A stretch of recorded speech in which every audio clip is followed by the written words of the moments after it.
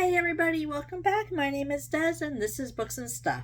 So today I am reviewing The Mississippi Trials of 1955. This is a fictional book based on actual facts. So at first Hiram is excited to be visiting his favorite grandfather in Greenwood, Mississippi. But before long, Hiram begins to feel that the small town is not the place he remembered from his childhood. Then he crosses paths with Emmett Till, a black teenager from Chicago who is also visiting for the summer, and Hiram sees firsthand how the local whites mistreat blacks who refuse to know their place.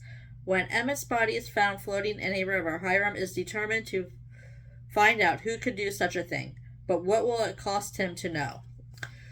So, my son was reading this in his 8th grade class, English class, and I decided to read it along with him.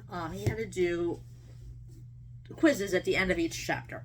So I thought I would read it along in case he had some questions, see how if he didn't do well, find out why, and know that I was reading it. He did do well on every quiz.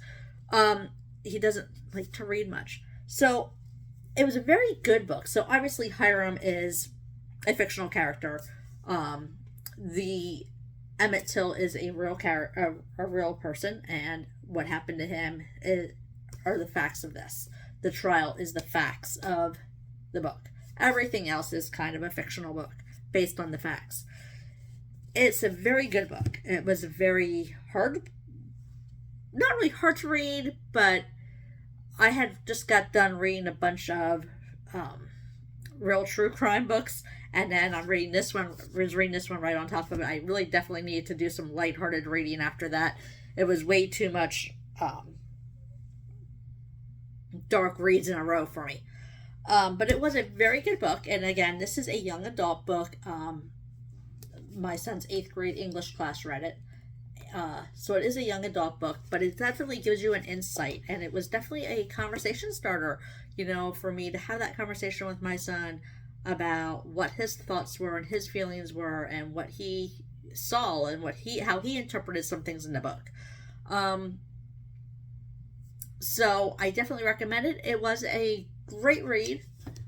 I highly recommend it for anybody, especially if you like things that are based on true stories, but this is a complete work of fiction with the exception of Emmett Till and the way he was murdered and the trial. Everything else is fiction. So the next book I am reviewing for you guys is Expiration Dates by Rebecca Seabell. So stay tuned for that. Thank you so much and have a wonderful day.